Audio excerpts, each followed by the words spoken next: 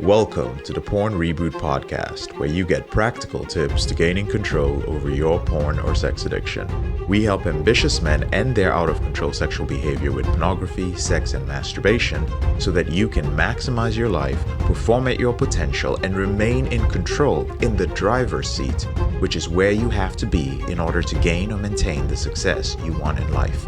I'm your host, J.K. Amazi, certified sex and porn addiction recovery coach. Welcome to the episode. At Porn Reboot, we believe that compulsive sexual behavior needs to be tackled in a holistic way. We address not just your habits, but any traumatic events that have impacted you in your life. We also address co-occurring disorders, addictions, and habits, as well as limiting beliefs. So in order to best serve our clients, we've curated and brought together some of the best professionals in their fields to coach and support you through your reboot journey. In certain episodes, we'll be sharing some excerpts from our coaches' sessions, and I hope that you find these helpful. Hey, brothers, I have here Mike from coming off the implementation program, and he's willing to share his wins, journey, and his overall experience with the reboot process. And Mike, can you tell us a little bit about yourself and how you came across the program? Grew up in the Midwest, 60 years old now, been married for 38 years, have a grown son, granddaughter, and struggled with my addiction for, now at 60, probably 50 years since I was about 10, and had an epiphanal moment. I don't know, it must have been October of 23, where my wife and I had been struggling and kind of making it through life, not enamored with each other, not happy with our situation, not thrilled about anything necessarily, but it just seemed, that's how I watched my parents go through their life. So it really didn't trigger me to say, hey, something's not right. And then we had a few weeks worth of pretty tumultuous time. And it became pretty clear that my disinterest in our relationship was coming from my addiction to pornography. And I had looked and looked and looked in the past for help somewhere. I had done SAA at one time back in 2004, and that wasn't extremely helpful. Probably more because I didn't want the help. I didn't take the help, right? She looked online. I looked online, couldn't find anything. And one day I just woke up one morning and said, I'm going to look one more time. And the first thing that popped up was elevated recovery or nice. Porn Reboot. I don't remember. I think it was Porn Reboot. Yeah, it's both. Yeah. And so I looked into it and told her about it, and then, sent in, filled out the questionnaire or whatever that. I don't even remember what the process is to get it started, but there was an online thing. Yeah. So I did that and talked to Dave Cepeda and Reboot history. That's right. And no, thank you for sharing. So at the time, there was a lot of uncertainty in the relationship department, and just kind of like, that's where you were struggling, right? That was like your main motivator to like, hey, if I got to try this. And here you were, right? Like what, about 16 months ago, right? I want to say that you joined. Oh no, I'm probably, it was December 12th of 2023 when I got into the program. So I'm 18 months now. 18. Oh, dang, man. I feel like that was just yesterday, to be honest. Yeah, no, it does. It does feel like yesterday. It definitely went by quicker than I thought it would. You get into it and you start, it's that first few weeks, and, you go to the orientation and you, here's all these modules and here's all these things and here's the books you need to read and here's the calls that happen 3 times a week. And I'm going, I'm going to have to quit my job just so I can recover because I don't have time, And I talked to you like the very first week. I got on the hot seat call on a Wednesday night and got on the hot seat. I didn't like myself very much. I didn't want to be here anymore, which is all the more I'll say about that. Right. Because I don't want to get down into that valley. Okay. Right. No, I feel it. And we went through some exercises and that made me feel significantly better. Started reading Breaking the Cycle, went to the Sunday calls with Chris Rogers, Reboot 02, started making time to go to the calls during the week. But, of course I work a 9-to-5 job. So, noon on Thursday isn't the most convenient time for me to, be disengaged, but figured it out, found where the recording archives were. Never did completely figure out the whole Facebook thing. Like it was not the most intuitive thing for me to, where you go here and you click on the bottom of this picture and then that'll take you to the archive. And you're well, if you don't know that, it's like, how do I get there? But found the archives, did several sessions with Dr. Eastman, and she was really instrumental in helping me clear out the closet, if you will, as far as the trauma. There were things that happened in my life when I was a kid that I didn't realize were traumatic because to me, they didn't seem that significant. Yeah. But when you go back and you look at it and you have somebody saying, why do you, like I would say, well, that's nothing. That doesn't mean anything. And she goes, why do you think that? Like, why do you think that person doing that thing at that time in your life when you had no way to fight back or no way to protect yourself or defend yourself, why would you think? And then when I started reading a bunch of the neuroscience stuff and the positive self-talk and the programs and just all the different things that go on in your brain and the way the brain works and absorbs those things and puts them away, you go, whoa, how do, and again, I've had my 59th and 69th or my 59th and 60th birthday in the program, and I'm learning things that are phenomenal, like things that I would never have picked up on, At first I was getting these emails, like every day I was getting an email from JK about something, just the barrage of emails, and they all felt like marketing email. And I'm going, dude, stop sending me stuff. I'm in the program. You already got me, right? Yeah. And then I realized, no, wait a minute. No. This is stuff that I need to hear. Like this is that little nugget in the middle of the drive home where you listen to a podcast and it's the right thing for that moment. Or it's an email that talks about something that it's to me, it's a God thing. My faith and it's God putting his hand down and saying, you need to hear this today. Yeah. So that's how I took it. And just recently, I think I told you the other day when we were talking, the last time we talked, that I hadn't been getting the JK emails, right? And I thought it was because I was getting towards the end of my time because I wasn't going to be re-upping for the last 6 months of the 2 years. Mm-hmm. And I thought, well, maybe they cut me off in emails and all that kind of stuff. Yeah. And I found myself craving them. Like I wanted to get the email. What's the next thing that he's going to talk about? Right. Yeah. And those, like, you really have to just absorb all of it, not necessarily act on all of it or not necessarily, but all those little things come back. Like I find myself or have found myself in the past going back to the modules and redoing a module just because I didn't have anything else to do that day. Right. And it was the right thing for that moment. That's like a lot of synchronicities, right? It's like, oh, yeah.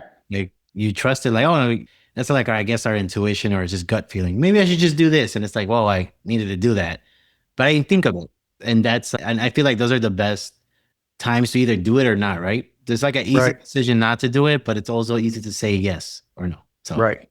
But that's good, man. Right. I appreciate you sharing. And I know you had a lot of balls up in the beginning for sure. I remember that.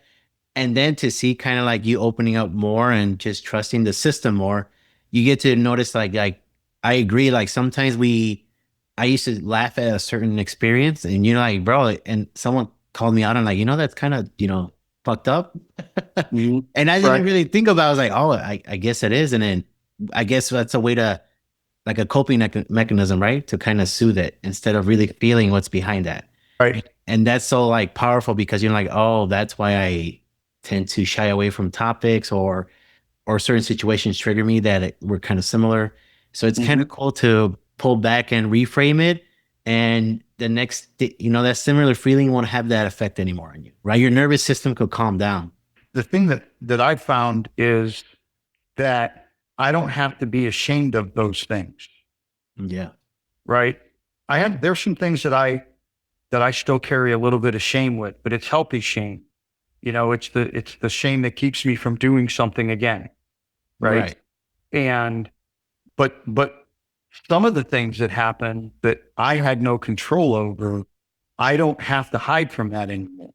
Right. And even, well, I mean, my wife and I have been very honest with each other over the last 18 months. And within the first 6 months, basically all of our dirty laundry was scattered all over the house, if you will. And at the end of the day, it's nice to not have to hide from that.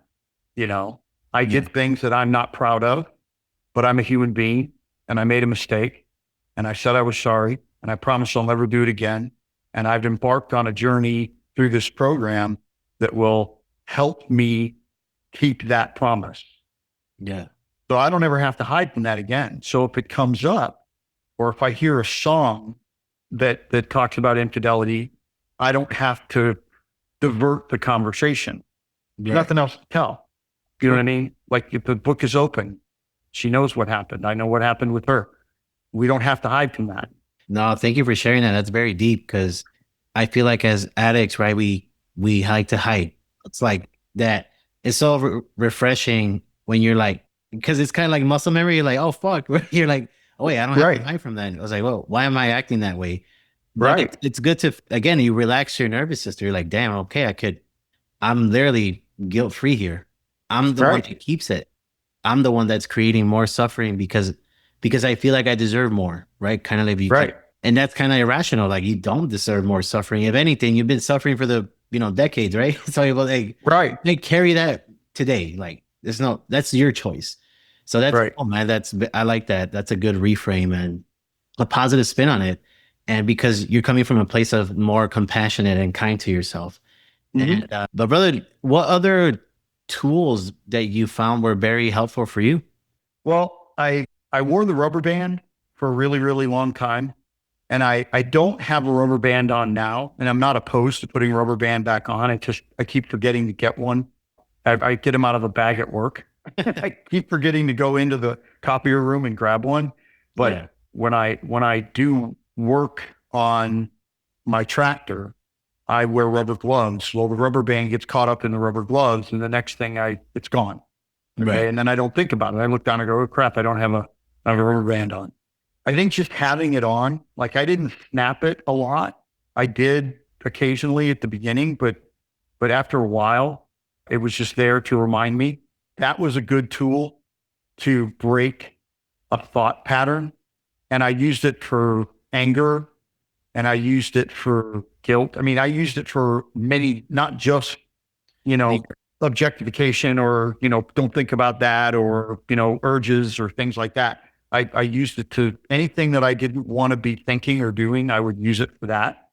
And the other thing, the Breaking the Cycle book, there were things in there, First Thought Wrong, that helped a lot with a lot of different things. Just the positive self-talk part of it.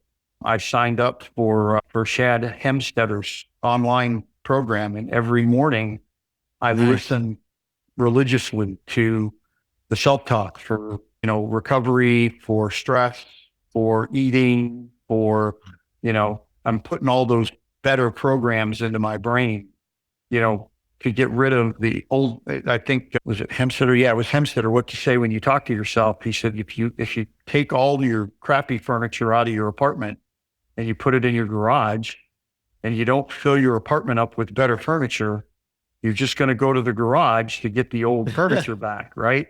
And so I signed up to get this, to be part of this program. And it's the best $20 a month I've ever spent. That's awesome. Because I haven't even been through all the modules. Like I still got a ton of other modules to go through, the feelings exercise.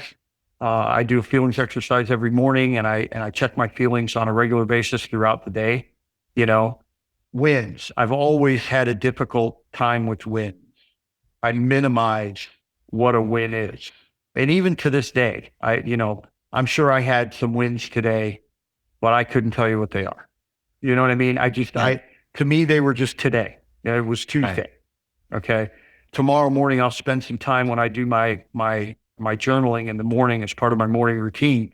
And that's another one too, the morning routine. If I don't do my morning routine first thing in the morning, I'm screwed up for the day.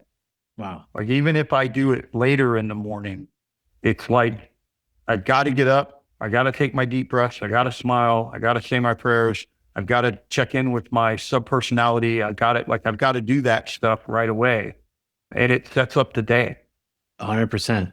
That's like your anchor, right? That's what we say. Yeah. Like, yeah. What's up? And even if I'm late getting it done, I mean, for the first time in 18 months on Sunday, I missed it because I didn't take my journal with me to the hotel. We went to the farm to stay overnight. Yeah. And the morning I got up and I did all the things, but I didn't write them down. And it's still like I felt that. Right. You know what I mean? Like it didn't mess me up. It didn't screw up my day. It didn't cause me to be off balance or angry or anything. You know what I mean? It didn't, but I knew that I hadn't written it down. Right. You know, it's like that. So, it's a habit you build by now. And that's what's like, it's like, I didn't, it just feels off because it's part of your, it's like a ritual. It really is. It's like a ritual. And then, like when you don't do something that sets you up for the day, it does feel off. It's like, oh man, like you start get that itch. And here's the other thing too, is like I've been watching different videos from JK, you know, he says regularly, he'll reiterate the same point that I probably don't need to do this the way I did it when I first started, right? Morning routine, his morning ritual, meditation, whatever. He said, but if it got me here and I'm doing it anyway, why would I stop? Hell yeah. You know? And so like I've felt like, well, gee, do I really need to be as regimented with my morning routine? Do I really need to, you know, write in my journal? Like I wrote in my journal for 18 months so that I could post it on the Facebook page. Yeah. I remember. Now, I don't know how the exit process is for the program because we never had a debrief. You guys and I never had a debrief as to how do we exit, right? So on the day that I was told was my last day, I got rid of my Facebook account because I don't need Facebook, right? I just dumped it. Now, I don't know. I might be able to get back in there and go back into the program because nobody's turned me off yet. You know what I mean? Like nobody's unchecked the box because I'm still getting JK emails. I'm still getting notifications from you telling me that, hey, there's a, you know, tomorrow or today was Dr. Eastman this afternoon. I got that notice on my text messages. I'll get the one for Milan and for Dr. Rankin on Thursday and Friday. Like all that stuff's still happening like it did before. So I don't know if I've been disconnected or not disconnected or if that's even a thing. But I would write in my journal to post to the group. And I purposely hand wrote it instead of doing it electronically because that was more meaningful to me. Yes. And now I do it. And when I get done, I go, well, who am I sending this to? Like, who am I giving this to? Well, I'm giving it to me. Yeah. You know, that's for me now to say, I wrote down what I did this morning and all that stuff. And this is my log of what happened this morning. Yeah. It doesn't matter if anybody else sees it. Hey, I love that. Right. And it's funny because you say, I can't remember wins, and that's a win right there. Yeah, right. Exactly. But that's what I'm saying. To me, that's the way it's supposed to be. That's not a win. That's what you're supposed to do. That's part of like, hey, this is what that's what a Mike Rebooted does. Like this is, so it's part of like, it's ingrained in you already. It's like, oh yeah, that's the thing I do. And we just, in the beginning, it probably was a win for you, right? And it still is, but you consciously said, hey, it's a win. And then it just became a part of you. Like, oh, it feels off if I don't do it. Like, what the fuck, right? Like, kind of like you said on Sunday, you forgot your journal. And it's like, whoa, like something's off. But no, brother, thank you for sharing that. And you were very consistent, brother. Like every day, like I would say, man, you never miss. And he never missed. So I was like, oh. And I knew you were doing that more for you. And I saw like, hey, I think you ended up, I'm a true rebooter. I always saw that I'm a true rebooter. And I like because I knew that you were starting to believe that even early on when you were doing it. I know part of you probably didn't believe that yet. And then, not yet, no. Right. Then you started to say, you know what? These actions that I'm doing are leading me to this point. Before you know it, you're like, man, 18 months, bro. Like, I honestly didn't know you were there that long. But it just felt like, whoa, like that literally you could rewire your brain a year and a half to 2. And here you are, man, like close to sounds like you're like in the maintenance stage late or kind of late to maintenance stage. You still kind of like working through stuff, which is still beautiful, man. And so coming to this point in your reboot, brother, what's something that you're going to work on moving forward? Well, I still struggle with anger. Mm-hmm. I still get upset about things that probably shouldn't upset me. The way people drive, just some frustrations, things that probably shouldn't bother me.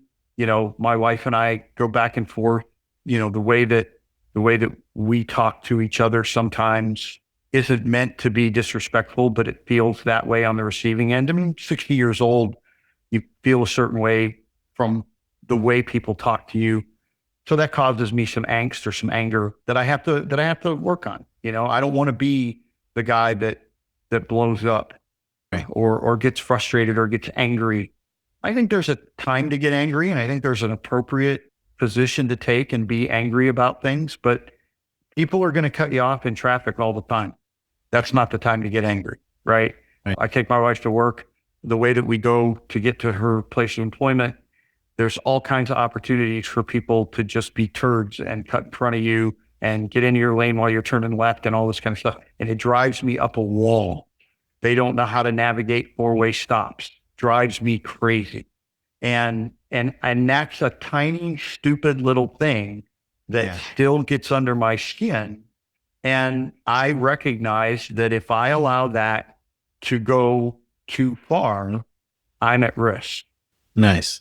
Right? Because that little thing is the kernel from 2 weeks ago that causes me to be unsettled.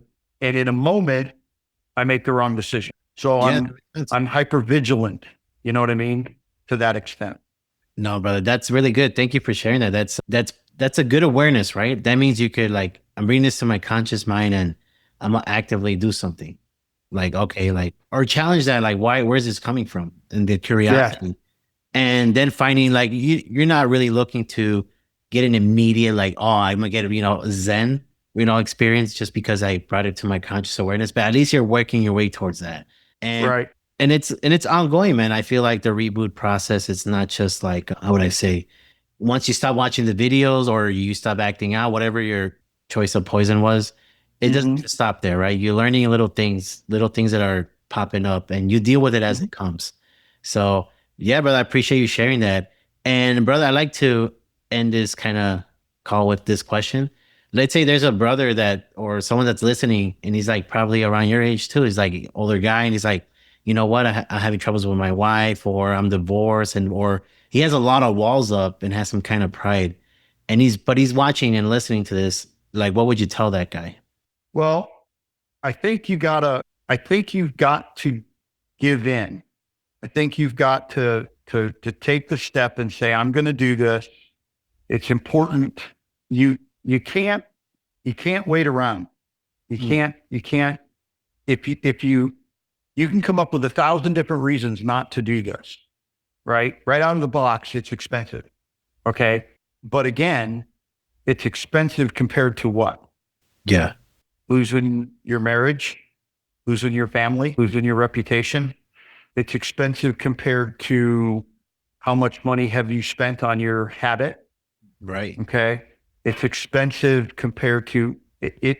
There's always going to be a point where, is it worth it to keep going, or am I kind of on a maintenance mode, or there's a point where you go, okay, well, the returns are diminishing at some point, but that's not at the beginning. At the beginning, it's all about, I can do all of these things, but the biggest thing is the biggest thing is to ask questions. The biggest thing, is decide you're going to do it, put your money where your mouth is, and then do it, right? Yeah. Drink from the fire hose, or pick the one thing. And Chris Rogers told me more than once, pick a thing and do that. Yes. And then just keep doing that until you're doing that without even thinking about it. And then pick another thing and add it, because you're not going to be able to do everything. True. Right.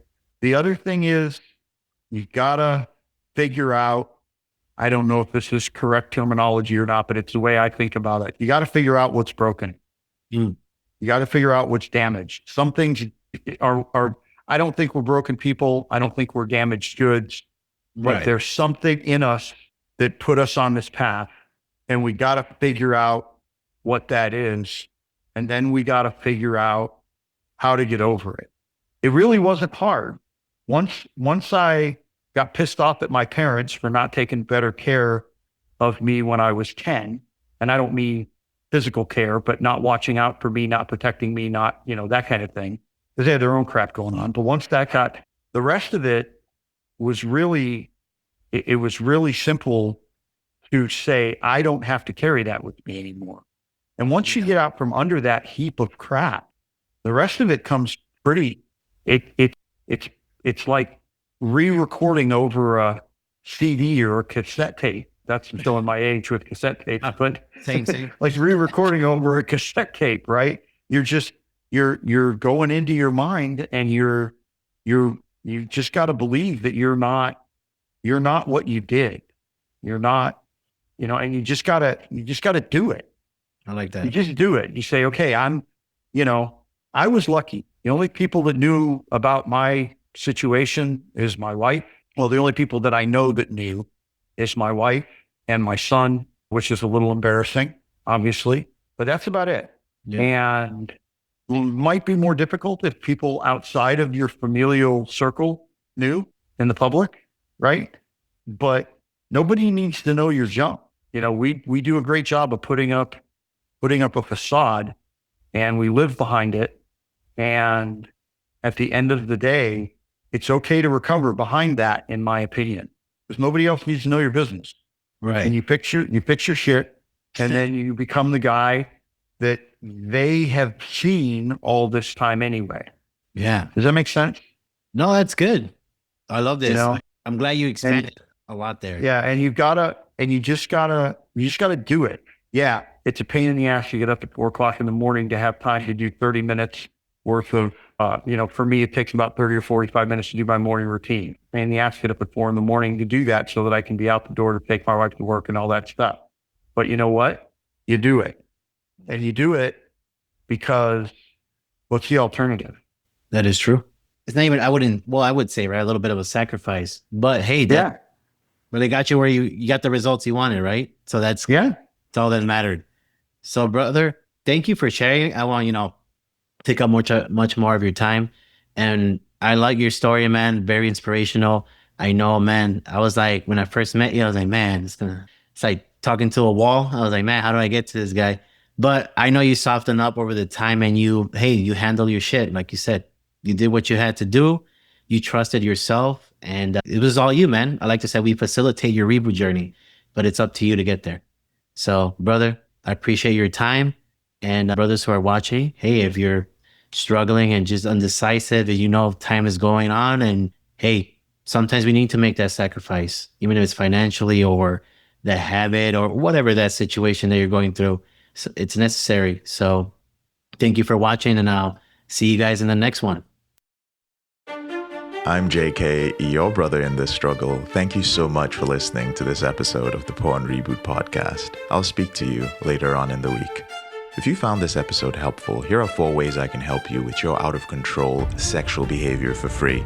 The first way is to grab a free copy of my book, Confessions of a Porn Addict, 7 Secrets of Porn-Free Men at elevatedrecovery.org, or visit the link in the description below this episode.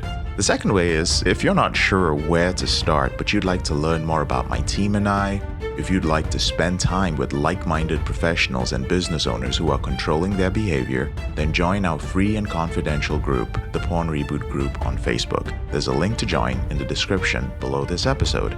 The third way is, if you need help right now because you have a burning issue, your behavior with pornography is hurting you mentally or emotionally, you're about to lose your relationship, you want to live up to your potential, be an authentic man, and free yourself from shame, guilt, and underachieving, then click on the link in the description below this episode that says free coaching call. And the fourth way is to leave us a 5-star review if you enjoy this podcast, so that we can reach more men who are struggling in silence and bring back the lessons we learn from coaching them to freedom.